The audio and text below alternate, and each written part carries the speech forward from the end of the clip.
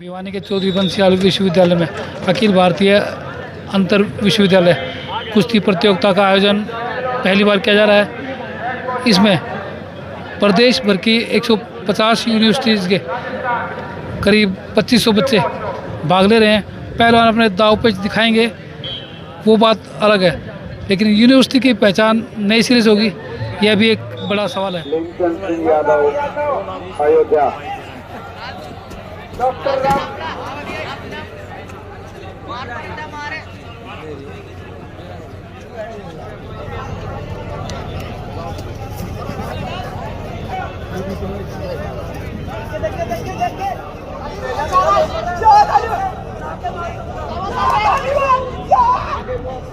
मलिक साहब, ये जो अखिल भारतीय अंतर विश्वविद्यालय कुश्ती हो रही है, इसके अंदर कितनी विश्वविद्यालय से कितने खिलाड़ी भाग ले रहे हैं? जैसा आप सब जानते हैं कि चौधरी बंसीलाल विश्वविद्यालय भिवानी तीसरी बार इस प्रकार का जो ऑल इंडिया यूनिवर्सिटी का जो कंपटीशन है रेसलिंग का, वो तीसरी बार यहाँ ऑर्गेनाइज कर रहा है और फर्स्ट टाइम ये न्यू कैंपस में यहाँ ऑर्गेनाइज की जा रही है।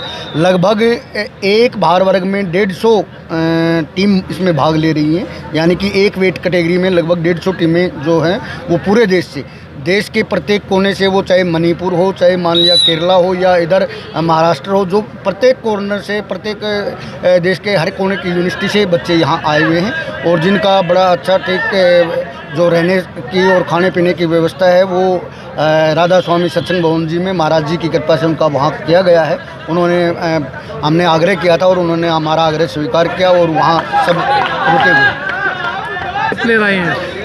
मैंने अभी बताया कि 150 यूनिवर्सिटीज़ जो है वो इसमें भाग ले रही हैं विभिन्न वेट कैटेगरीज के अंदर। 150 वेट कैटेगरी, जैसे एक यूनिवर्सिटी से 20 बच्चे भाग ले सकते हैं, 10 फ्री स्टाइल में, 10 ग्रीको रोमन में, लेकिन कुछ यूनिवर्सिटीज़ के लगभग 120 यूनिवर्सिटी ऐसी हैं जिनकी पूरी की पूरी टीमें भाग ले रही हैं और 25-30 यूनिवर्सिटी ऐसी हैं जिनके पूरी टीम भाग नहीं ले रही है, कुछ पहलवान भाग ले रहे हैं जी। तो जिस तरह की व्यवस्था की गई है, जो निर्णायक हैं, हाँ, जो WFI यानी कि रेसलिंग फेडरेशन ऑफ इंडिया है, उसके निर्णायक हैं, सभी अंतर्राष्ट्रीय स्तर के निर्णायक यहाँ लगाए गए हैं जो न्यूट्रल हैं, किसी का जिनका कोई बच्चों से कोई वो नहीं है, और वो सारे के सारे चौधरी बंसीलाल यूनिवर्सिटी के द्वारा नियुक्त किए गए हैं और उनका जो रहने सहने का है वो प्रेक्षक विहार में किया गया है। सभी ऑफिशियल का जहाँ रहने सहने खाने पीने का उनका जो प्रबंध किया गया है वो प्रेक्षक विहार में किया गया है। 4 दिन तक जो प्रतियोगिता चलेगी, अलग अलग राज्यों से जो आए हैं खिलाड़ी, वो जैसे जैसे यहाँ कुश्तियाँ होंगी, मान लिया जो नज़दीक के हैं वो बच्चे जा भी सकते हैं, चले भी जाएंगे, लेकिन जो दूर से बाहर से आए हैं वो 4 दिन तक यहीं रुकेंगे और लास्ट के दिन जब फाइनल होगा उसी समय वो जाएंगे। ये जो टूर्नामेंट है इसके बाद जो है वो खेलो इंडिया, जैसे पिछली बार से ही शुरू हुआ था खेलो इंडिया, इसके बाद से टूर्नामेंट होगा जिसमें हर भार वर्ग के जो बेस्ट 8 रेसलर हैं वो खेलो इंडिया में भाग लेंगे। आगे आने वाले समय में अप्रैल में खेलो इंडिया का आयोजन किया जाएगा तो उसमें वो भाग लेंगे। जो बेस्ट 8 यानी कि एक वेट कैटेगरी में 8वें स्थान तक जो पहलवान रहेंगे वो उस प्रतियोगिता में भाग लेंगे। वो उनके लिए एक और मौका होगा कि वो अपने आप को और अच्छे तरीके से निखार सकते हैं, देख सकते हैं।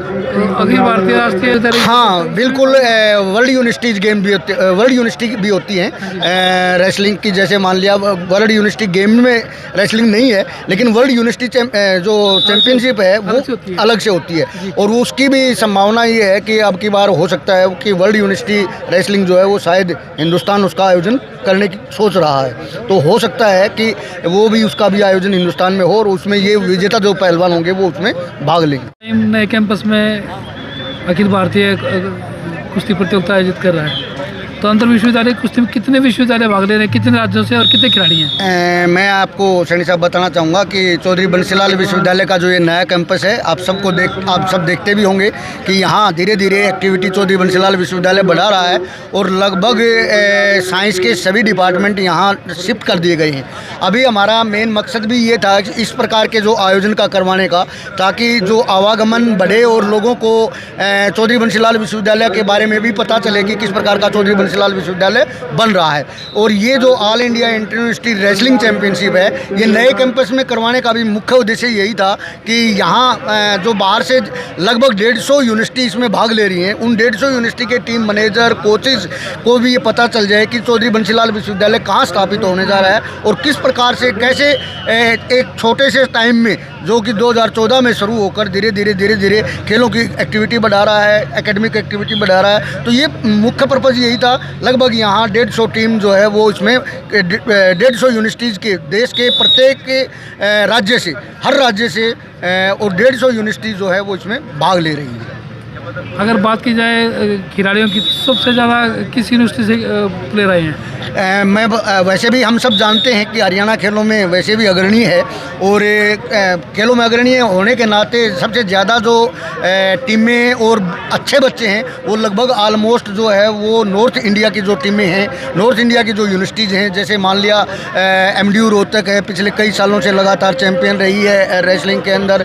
हमारे कुरुक्षेत्रा यूनिवर्सिटी है, जींद चौधरी रणवीर सिंह यूनिवर्सिटी जींद है, चौधरी देवीलाल यूनिवर्सिटी सिरसा है, चौधरी बंसीलाल यूनिवर्सिटी भिवानी के भी पूरी टीम अभी मैदान में उतर रही है सभी वजनों के अंदर।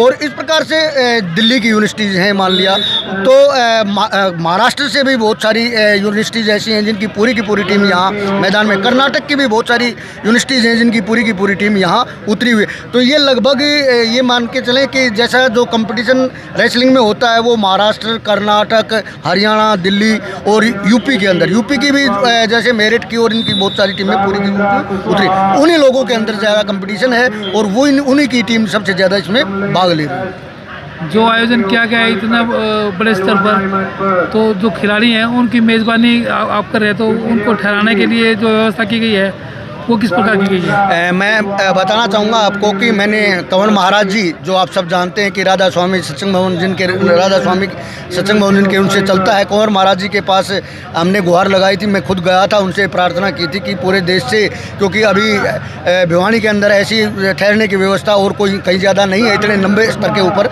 तो मैंने उनसे प्रार्थना की और उन्होंने कहा कि चलो पहलवान बच्चे हैं, सभी खिलाड़ी हैं, कोई बात नहीं है, रोक रहे हैं। तो ये सारे के सारे उनकी दया दृष्टि से कहूँ या मैं कहूँ कि उनकी मेहरबानी से सारे सभी राधा स्वामी सत्संग भवन में रुके हुए हैं। तो खान पान की व्यवस्था वहीं की, खान पान की व्यवस्था इन लोगों के लिए वहीं की गई है और जो कि एक बड़ी नॉर्मल चार्जेज के ऊपर, क्योंकि प्रत्येक यूनिवर्सिटी अपना अपना वो करती है, खाने का पे करती है, तो नॉर्मल चार्जेज के ऊपर। और हमारी कोशिश है कि इनको सबसे बढ़िया से बढ़िया, अच्छे से अच्छा वहाँ खाना मिले। नाम हमारा महेश बबन शेल्के, मैं महाराष्ट्र से हूँ। यूनिवर्सिटी नेशनल है, खेलने आया हूँ, पहला ही नेशनल है मेरा, फर्स्ट टाइम नेशनल है। इससे पहले किसी चैंपियनशिप में पार्टिसिपेट किया आपने? वो महाराष्ट्र में किया था हमारा, वो महाराष्ट्र केसरी होता है ना, उसमें पार्टिसिपेट किया है, लेकिन पहली बार नेशनल हुआ है मेरा। वो महाराष्ट्र से खेलने के लिए आया हूँ मैं। किस यूनिवर्सिटी से बिलोंग करते हैं? पुणे यूनिवर्सिटी, सावित्रीबाई फुले पुणे यूनिवर्सिटी से बिलोंग करता हूँ मैं। तो यहाँ सावित्रीबाई फुले यूनिवर्सिटी के रिप्रेजेंटेटिव हैं आप? हाँ जी। वेट कैटेगरी क्या आपकी? 57 kg free style. Free style? हाँ फ्री स्टाइल। तो हरियाणा में आके कैसा लगा आपको? अच्छा है हरियाणा, बहुत कुश्ती हमारे महाराष्ट्र से भी कुछ अच्छी है यार। महाराष्ट्र से अच्छी है? नहीं, महाराष्ट्र में भी बहुत अच्छी है, यहाँ भी बहुत है, हमारे उधर भी बहुत तालीम है, इधर भी। यहाँ पे टेक्निक कुछ अलग नजर आई आपको? नहीं, वही टेक्निक तो कुश्ती का सब लोगों का एक ही जैसा होता है, कि कोई तो अलग तो नहीं करता है ना, थोड़ी ना, तो सब एक जैसा होता है? हाँ सब एक जैसा ही। क्या लगता है इस बार आपको? जाएंगे पहले 3 में जाएंगे लग रहा है। फर्स्ट 3 में जाएंगे। मध्य प्रदेश से हैं? जी सर। किस वेट कैटेगरी में? 74 किलोग्राम। 74 kg में? जी सर। तो जो आप रेसलिंग में फर्स्ट टाइम आए हैं? जी सर, नेशनल फर्स्ट टाइम मेरा। नेशनल फर्स्ट टाइम आए हैं, तो इससे क्या बेनिफिट मिलेगा आपको? सर इससे आगे के सीखने का मिलेगा कुछ भी, और आगे कंपटीशन देखने का, और अच्छे अच्छे खिलाड़ियों को देखा, उनके जैसा बनना, ये सब। तो आपको नहीं लगता कि खेलों के साथ साथ रोजगार भी जुड़ा हुआ है? अगर आपका अच्छा प्रदर्शन रहेगा? जी सर, रोजगार मिलेगा ना सर। आप मेडल जीतेंगे तो आपको रोजगार भी मिल सकता जी है? सर, केंद्र सरकार रोजगार देगी। रोजगार देगी? जी सर। राज्य सरकार में भी कुछ संभावनाएं हैं? जी सर, मिल सकता है ना। मिल सकता है? जी सर। तो खिलाड़ियों को किस तरह की सेवा में दिया जाता है मध्य प्रदेश में? सर अच्छी मिलती है सर। अच्छी सेवा मिलती है? जी सर। क्लास 1 या क्लास 2? क्लास 1। क्लास 1 मिलता है? Thank you sir. नहीं, नेशनल खिलाड़ी तो आए, लेकिन इंटरनेशनल खिलाड़ी इंटरनेशनल भी है इसमें। इंटरनेशनल भी हैं? यस। तो बताया जा रहा है कि इस बार हिंदुस्तान मेज़बानी करेगा वर्ल्ड यूनिवर्सिटी? पॉसिबिलिटीज देर, संभावना है कि वर्ल्ड यूनिवर्सिटीज़ यहाँ होंगी, क्योंकि AIU है ना, जी। वो कोशिश कर रही है कि हमारे को वर्ल्ड यूनिवर्सिटीज़ की मिल जाए मेज़बानी, हम होस्ट हों, ऐसा कोशिश कर रहे हैं, संभावना है। तो सर ये all India inter university wrestling championship हो रही है, फ्री स्टाइल और ग्रीको रोमन, हाँ जी। तो इसके अंदर जो प्लेयर हैं उनमें पोटेंशियल कैसा लगता है? किस राज्य का ज़्यादा पहलवान जाता है? वैसे तो अब हर स्टेट में कुश्ती अच्छी हो गई जी। है, अच्छे पहलवान हो गए हैं, टेक्निकल हो गए हैं लगभग सभी, लेकिन नॉर्थ में ज़्यादा अच्छा है। नॉर्थ में अच्छी कुश्ती है। अगर उत्तर क्षेत्र की बात करें तो उसका प्रतिद्वंदी पश्चिम क्षेत्र बनता है या दक्षिण क्षेत्र? पश्चिम समथिंग, महाराष्ट्र गुजरात में थोड़ा सा वो लगता है। महाराष्ट्र और ये बनता है। तो जो आने वाले दिन है वो कुश्ती के लिए कैसे रहेंगे? बहुत अच्छे कुश्ती तो फ्यूचर बहुत अच्छा है कुश्ती का, पहलवान भी अच्छे हैं हमारे। ओलंपिक्स में आपको पता ही है कि मेडल ला रहे हैं और आगे और लाएंगे ओलंपिक्स में, और वर्ल्ड चैम्पियनशिप सब में मतलब इंडिया का एक नाम हो गया है, कोई इंडिया वहाँ है। सर पहले जो कुश्ती होती थी उसमें अष्टपुष्ट लोग होते थे, आजकल हमारा खान पान काफ़ी बिगड़ गया है। नहीं, ये ऐसे में नहीं, खान पान नहीं है, ये साइंटिफिक हो गई है। पहले इतना साइंटिफिक नहीं थी, टेक्निकल और साइंटिफिक इतना नहीं थी, जोर आजमाइश ज़्यादा थी, मतलब पावर की ज़्यादा ज़रूरत थी।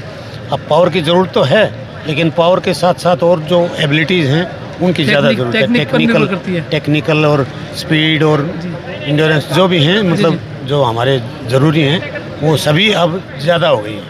पहले पावर ज़्यादा होती थी, इंड्योरेंस भी होती थी, 1-1 घंटा लड़ते थे, वो एक अलग कुश्ती थी, लेकिन अब कुश्ती बड़ी फास्ट हो गई। सर पहले ज़माने में कुश्ती कच्चे मैदान पर लड़ी जाती थी, आजकल मैट आ गए, हाँ जी, हाँ जी।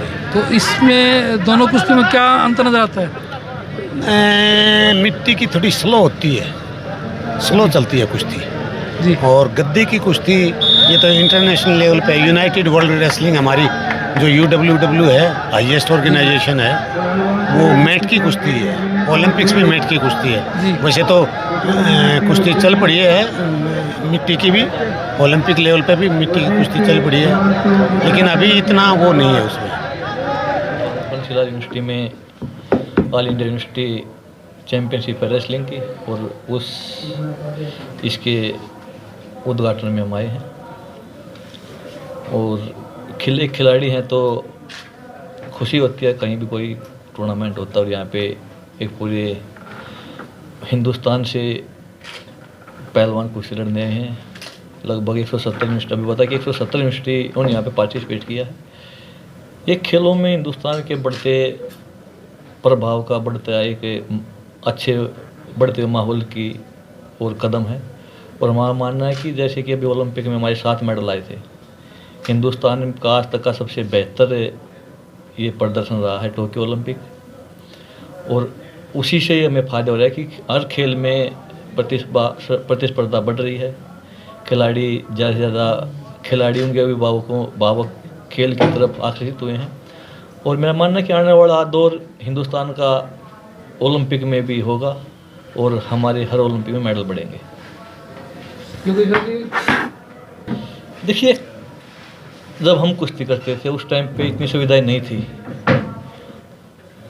पर हमारे दौर में बहुत ज़्यादा सुविधाएं बढ़ी। जब हमने 2012 में मेडल जीता, तब भी सरकार बहुत ज़्यादा खिलाड़ियों को प्रोत्साहन करती थी, और आज के दौर में और चीज़ें और भी ज़्यादा खिलाड़ियों को आगे बढ़ाने के लिए स्कीमें बनाई गई हैं, और उसी का ये नतीजा है कि हमारे खिलाड़ी हर चैम्पियनशिप में मेडल जीतते हैं, वो चाहे वर्ल्ड चैम्पियनशिप हो, एशियन गेम्स हो, कॉमनवेल्थ गेम्स हो या ओलंपिक की बात हो।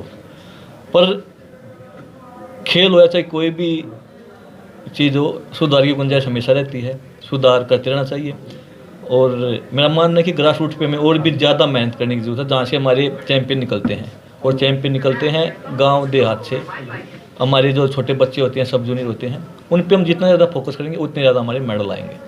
आप देखिए, तो बचपन से ही खिलाड़ी को दिखाना शुरू करते हैं और उनको स्टार्टिंग में उन पर देखिए, बचपन से ही कुछ सरकार की, हरियाणा सरकार की भी, स्टेट गवर्नमेंट की भी और भारत सरकार की भी स्कीमें हैं, जैसे साई है, नर्सरी हैं, पर इनको में और ज़्यादा सुधार किस तरीके से कर सकें, क्योंकि हमारे देश सबसे बड़ा वो है कि 130-135 करोड़ का देश है हमारा पॉपुलेशन का, और हर गांव में कैसे खेल पहुँचे, कैसे वहाँ से प्रतिभा निकले। और बहुत से खिलाड़ी ऐसे हैं जो आर्थिक स्थिति जिनकी ठीक नहीं है, कोई क्योंकि खेल में इंजरी होती है, अच्छी डॉक्टरी सुविधा ना मिलने से बच्चे का कैरियर पूरा नहीं हो पाता, कैरियर बीच में ख़त्म हो जाता। और जितना सुधार हम ग्रास रूट पे करेंगे, वो चाहे आर्थिक बात हो चाहे डॉक्टरी की बात हो, वहाँ पे ज़्यादा फोकस करने की जरूरत है। और सरकार ने किया भी है, बात हरियाणा सरकार की हो या भारत सरकार की हो, काफ़ी कुछ सुधार हुए हैं, पर अभी और ज़्यादा सुधार करने की ज़रूरत है। ये मेरा मानना है कि हम जब गांव से प्रतिभा को निकाल के लेके आएंगे तभी हमारे मेडल बढ़ेंगे। किस चीज़ में?